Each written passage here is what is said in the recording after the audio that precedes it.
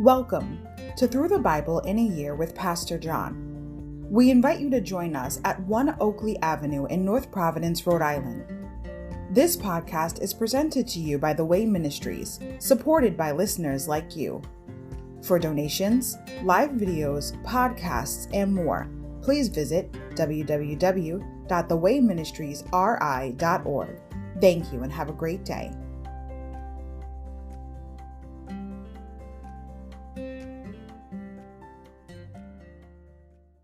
Hi everybody, welcome to Through the Bible in a Year with Pastor John. So glad you could join me today to get a portion of God's Word. Today we're going to begin with day 244, August 31st, Daniel 10 to 12. Preview of Israel's future.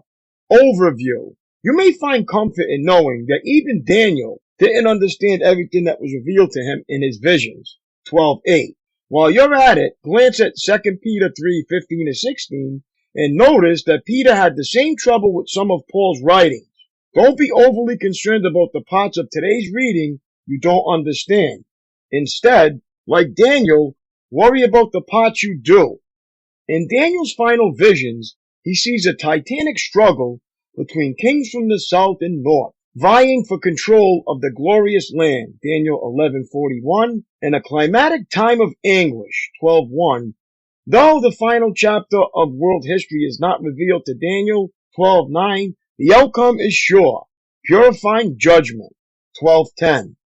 Chapter 10, Daniel's prayer and an angel's visit, preparation. Chapter 11, Persia and Greece in Israel's future, prophecy. Chapter 12, punishment and reward in Israel's future, preview. Insight. Don't give up, Daniel 10:12. When we pray and don't get an answer, we frequently give up. Daniel prayed for 21 days and the angel declared that he had been heard from the very first day, 10:12. For more encouragement to persist in prayer, read Luke 11:5-10 and 18:1-8. Insight, divine signature, Daniel 11:1-45. Chapter 11 alone contains more than 100 specific prophecies of historical events that literally came true. Some of them more than 2 centuries later, a final statement that God is indeed He who reveals secrets. 229. Daniel 10. Daniel's vision of a messenger. In the 3rd year of the reign of King Cyrus of Persia, Daniel, also known as Belteshazzar, had another vision. He understood that the vision concerned events certain to happen in the future times of war and great hardship. When this vision came to me, I, Daniel, had been in mourning for 3 whole weeks. All that time I had eaten no rich food. No meat or wine crossed my lips, and I used no fragrant lotions until those 3 weeks had passed. On April 23rd, as I was standing on the bank of the great Tigris River, I looked up and saw a man dressed in linen clothing, with a belt of pure gold around his waist. His body looked like a precious gem. His face flashed like lightning, and his eyes flamed like torches. His arms and feet shone like polished bronze, and his voice roared like a vast multitude of people. Only I, Daniel, saw this vision. The men with me saw nothing, but they were suddenly terrified and ran away to hide. So I was left there all alone to see this amazing vision. My strength left me. My face grew deathly pale, and I felt very weak. Then I heard the man speak, and when I heard the sound of his voice, I fainted and lay there with my face to the ground. Just then a hand touched me and lifted me, still trembling, to my hands and knees. And the man said to me, Daniel, you are very precious to God. So listen carefully to what I have to say to you. Stand up, for I've been sent to you. When he said this to me, I stood up, still trembling. Then he said, don't be afraid, Daniel. Since the first day you began to pray for understanding and to humble yourself before your God, your request has been heard in heaven. I have come in answer to your prayer. But for 21 days, the spirit prince of the kingdom of Persia blocked my way. Then Michael, one of the archangels, came to help me, and I left him there with the spirit prince of the kingdom of Persia. Now I am here to explain what will happen to your people in the future, for this vision concerns a time yet to come. While he was speaking to me, I looked down at the ground, unable to say a word. Then the one who looked like a man touched my lips, and I opened my mouth and began to speak. I said to the one standing in front of me, I am filled with anguish because of the vision I have seen, my Lord, and I am very weak. How can someone like me, your servant, talk to you, my Lord? My strength is gone, and I can hardly breathe. Then the one who looked like a man touched me again, and I felt my strength returning. Don't be afraid, he said, for you are very precious to God. Peace. Be encouraged. Be strong. As he spoke these words to me, I suddenly felt stronger and said to him, Please speak to me, my Lord, for you have strengthened me. He replied, Do you know why I have come? Soon I must return to fight against the spirit prince of the kingdom of Persia, and after that the spirit prince of the kingdom of Greece will come. Meanwhile, I will tell you what is written in the book of truth. No one helps me against these spirit princes except Michael, your spirit prince. I have been standing beside Michael to support and strengthen him since the first year of the reign of Darius the Mede. Daniel 11. Kings of the south and north. Now then, I will reveal the truth to you. 3 more Persian kings will reign, to be succeeded by a fourth, far richer than the others. He will use his wealth to stir up everyone to fight against the kingdom of Greece. Then a mighty king will rise to power, who will rule with great authority and accomplish everything he sets out to do. But at the height of his power, his kingdom will be broken apart and divided into 4 parts.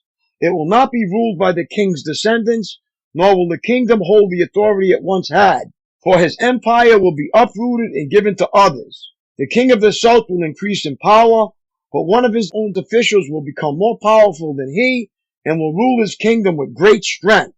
Some years later, an alliance will be formed between the king of the north and the king of the south. The daughter of the king of the south will be given in marriage to the king of the north to secure the alliance. But she will lose her influence over him, and so will her father. She will be abandoned along with her supporters. But when one of her relatives becomes king of the south, he will raise an army and enter the fortress of the king of the north and defeat him. When he returns to Egypt, he will carry back their idols with him, along with priceless articles of gold and silver.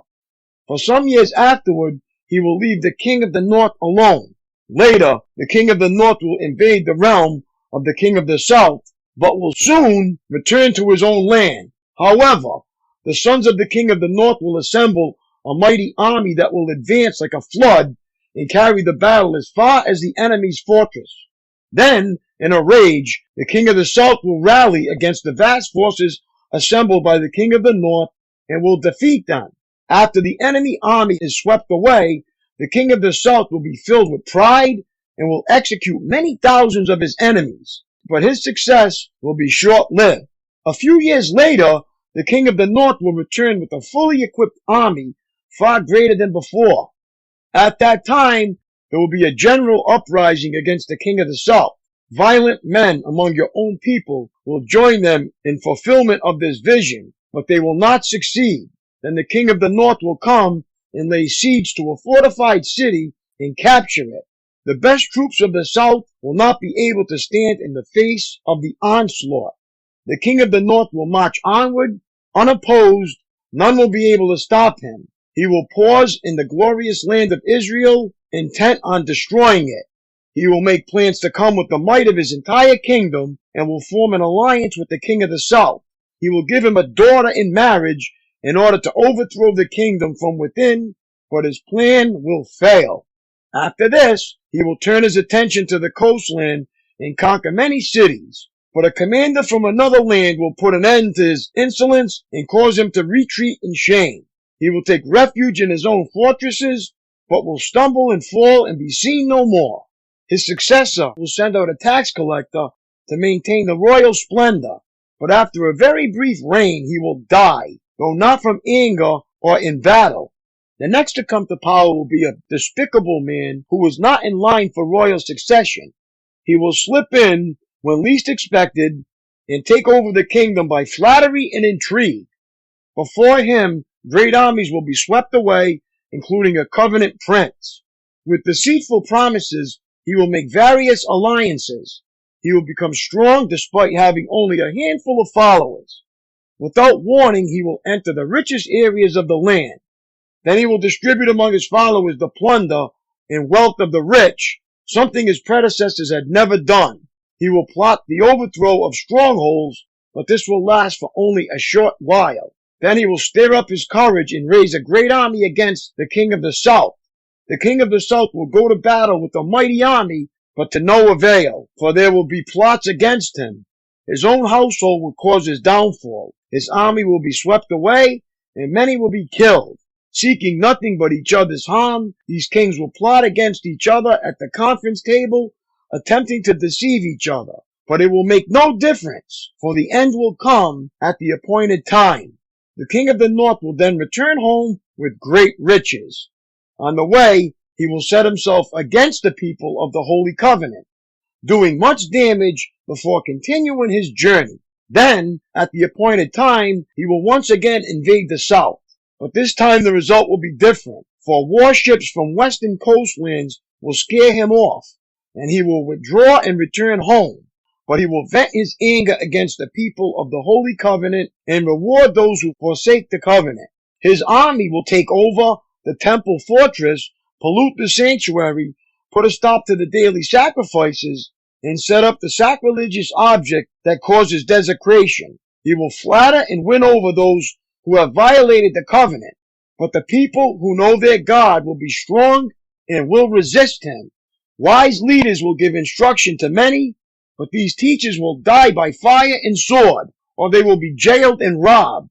During these persecutions, little help will arrive, and many who join them will not be sincere, and some of the wise will fall victim to persecution. In this way they will be refined and cleansed and made pure until the time of the end, for the appointed time is still to come.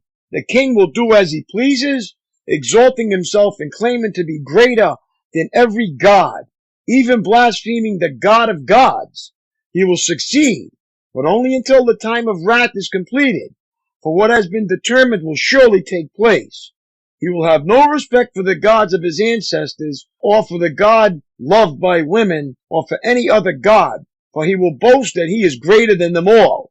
Instead of these, he will worship the God of fortresses, a god his ancestors never knew, and lavish on him gold, silver, precious stones, and expensive gifts. Claiming this foreign god's help, he will attack the strongest fortresses. He will honor those who submit to him, appointing them to positions of authority, and dividing the land among them as their reward. Then, at the time of the end, the king of the south will attack the king of the north. The king of the north will storm out with chariots, charioteers, and a vast navy. He will invade various lands and sweep through them like a flood. He will enter the glorious land of Israel, and many nations will fall, but Moab, Edom, and the best part of Ammon will escape. He will conquer many countries, and even Egypt will not escape. He will gain control over the gold, silver, and treasures of Egypt, and the Libyans and Ethiopians will be his servants. But then the news from the east and the north will alarm him, and he will set out in great anger to destroy and obliterate many. He will stop between the glorious holy mountain and the sea, and will pitch his royal tents. But while he is there, his time will suddenly run out, and no one will help him. Daniel 12. The time of the end. At that time, Michael, the archangel, who stands guard over your nation, will arise. Then there will be a time of anguish greater than any since nations first came into existence. But at that time, every one of your people whose name is written in the book will be rescued. Many of those whose bodies lie dead and buried will rise up, some to everlasting life, and some to shame and everlasting disgrace. Those who are wise will shine as bright as the sky, and those who lead many to righteousness will shine like the stars forever. But you, Daniel, keep this prophecy a secret. Seal up the book until the time of the end, when many will rush here and there, and knowledge will increase. Then I, Daniel, looked and saw two others standing on opposite banks of the river. One of them asked the man dressed in linen, who was now standing above the river, how long will it be until these shocking events are over? The man dressed in linen, who was standing above the river, raised both his hands toward heaven, and took a solemn oath by the one who lives forever, saying, "It will go on for a time, times, and half a time. When the shattering of the holy people has finally come to an end, all these things will have happened." I heard what he said, but I did not understand what he meant. So I asked, "How will all this finally end, my Lord?" But he said, "Go now, Daniel, for what I have said is kept secret and sealed until the time of the end. Many will be purified, cleansed, and refined by these trials. But the wicked will continue in their wickedness, and none of them will understand. Only those who are wise will know what it means. From the time the daily sacrifice is stopped and the sacrilegious object that causes desecration is set up to be worshipped, there will be 1290 days. And blessed are those who wait and remain until the end of the 1335 days. As for you, go your way until the end. You will rest. And then at the end of the days, you will rise again to receive the inheritance set aside for you." My daily walk. It does seem strange, but Daniel, one of God's great prophetic mouthpieces during the exile, probably knew less about his prophetic visions than you do. Looking back over the course of history, as it has transpired, with the great world powers, all carefully documented by secular historians and archaeologists, you can match leaders and nations with parts of Daniel's visions in a way that Daniel never dreamed possible. Babylonia, Medo-Persia, Greece, Rome, much of their history was foretold centuries before from the mouth of a godly government servant in Babylon. Add to that the additional insight of the New Testament, and you have a sharper picture of the future course of this world than did any Old Testament prophet. What a privilege and a responsibility. Set aside some extra time to study a particularly difficult passage from the book of Daniel. Your pastor or local Christian bookstore can suggest a good commentary or two to make your time even more profitable. Biblical prophecy is not just about the future, it holds tremendous practical implications for today. That is so true. That's all for today, my friends. It was great reading along with you. Have a great day, and God bless, and I will see you tomorrow. Lord willing, peace.